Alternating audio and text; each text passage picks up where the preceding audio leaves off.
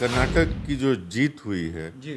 इसके बहुत दूरगामी परिणाम होंगे। ये सिर्फ एक राज्य का चुनाव मात्र नहीं है, ये भारत की आने वाली राजनीति की दशा और दिशा का निर्देश करेगा। जी। जो गरीबी है, भ्रष्टाचार है, बेरोजगारी है, महंगाई है, जो रोटी की समस्या है, उस समस्या को तरजीह दिया लोगों ने और उस पर वोट दिया। अगर आप 2019 के चुनाव को देखते हैं तो बीजेपी को लगभग 38% वोट आया। जी। तो 62% जो हमारी जनता थी उन्होंने बीजेपी के खिलाफ वोट दिया। ये बाबा साहब अंबेडकर के संविधान से ये देश चलेगा। धार्मिक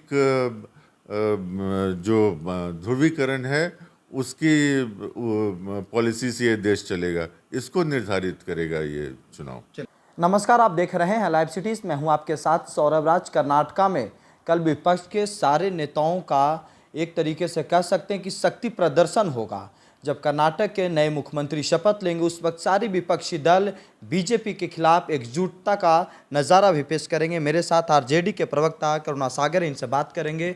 कल विपक्ष के सारे नेता कर्नाटक में जुटेंगे, क्या लग रहा, क्या प्लान बनेगा आगे का? देखिए सौरभ, सबसे पहले तो आपके सभी दर्शकों को मेरा अभिनंदन जी। मेरा सादर प्रणाम। और कर्नाटक की जीत के लिए कर्नाटक की जनता को बहुत बहुत बधाई। और सौरभ, ये जो कर्नाटक की जो जीत हुई है जी। इसके बहुत दूरगामी परिणाम होंगे। ये सिर्फ एक राज्य का चुनाव मात्र नहीं है, ये भारत की आने वाली राजनीति की दशा और दिशा का निर्देश करेगा। जी।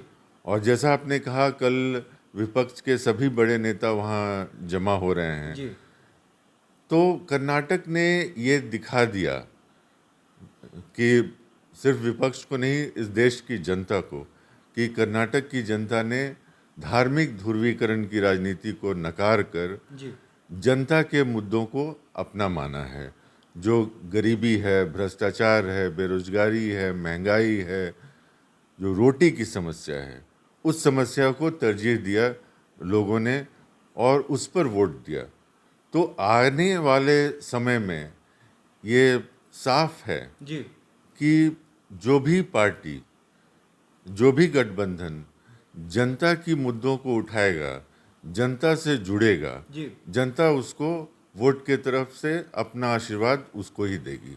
देखिए, कर्नाटक में कांग्रेस को जीत मिली, आरजेडी वाले खुश हो रहे हैं। क्योंकि आरजेडी भी उसी विचारधारा को मानती है। जी। और कांग्रेस और आरजेडी हम सब महागठबंधन के पार्ट हैं जी। और बहुत दिनों से एक साथ राजनीति करते आ रहे हैं। तो ये तो आगे की जो लड़ाई होगी वो लड़ाई इसी हिसाब से होगी कि बीजेपी अगर एक तरफ होता है तो दूसरे तरफ एक और एक की लड़ाई हो, ताकि वोटों का बंटवारा नहीं हो। अगर आप 2019 के चुनाव को देखते हैं तो बीजेपी को लगभग 38% वोट आया। जी। तो 62% जो हमारी जनता थी उन्होंने बीजेपी के खिलाफ वोट दिया। लेकिन चूंकि वो वोट बट गया और हमारी जो प्रजातंत्र की जो फर्स्ट पास्ट पोस्ट वाली जो पॉलिसी है उसके हिसाब से उसको फ़ायदा मिला। तो अगर एक तरफ विपक्ष का एक कैंडिडेट होगा और एक तरफ बीजेपी होगा तो जनता का सबसे ज़्यादा मत विपक्ष के कैंडिडेट को मिलेगा और उसकी निश्चय रूप से जीत होगी। लेकिन कर्नाटक का असर बिहार में 24 में लोकसभा चुनाव में देखने को मिलेगी। जैसा हमने कहा कि कर्नाटक का असर न सिर्फ बिहार में लेकिन देश के हर क्षेत्र में मिलेगा।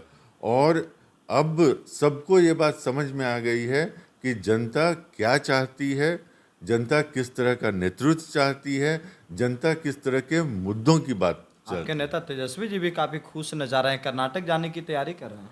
तेजस्वी जी और माननीय मुख्यमंत्री जी, ये तो आप देख ही रहे हैं कि शुरू से ही विपक्ष को साथ करने की मुहिम में जुड़े हुए हैं। और माननीय तेजस्वी जी हर जगह माननीय मुख्यमंत्री जी के साथ जाते हैं। और इससे ये भी संदेश जाता है कि बिहार का जो महागठबंधन है वो बहुत मजबूत है और उसमें एक तरह से मुख्यमंत्री जी का एक्सपीरियंस है और दूसरी तरफ तेजस्वी जी का जोश, उत्साह और युवा शक्ति है। लेकिन चाचा भतीजा मिल करके कुछ खेला करने में लगे हुए हैं। देखिए, ये खेला नहीं है, ये एक बड़ा गंभीर मामला है। आज जो चुनाव 2024 में होने जा रहा है, वो चुनाव देश के प्रजातंत्र के भविष्य को निर्धारित करेगा। इसलिए ये सिर्फ एक चुनाव, एक प्रधानमंत्री को चुनने की प्रक्रिया नहीं है। ये बाबा साहब अंबेडकर के संविधान से ये देश चलेगा या धार्मिक जो ध्रुवीकरण है उसकी पॉलिसी से ये देश चलेगा। इसको निर्धारित करेगा ये चुनाव। चलिए, शुक्रिया सर, थैंक यू। धन्यवाद।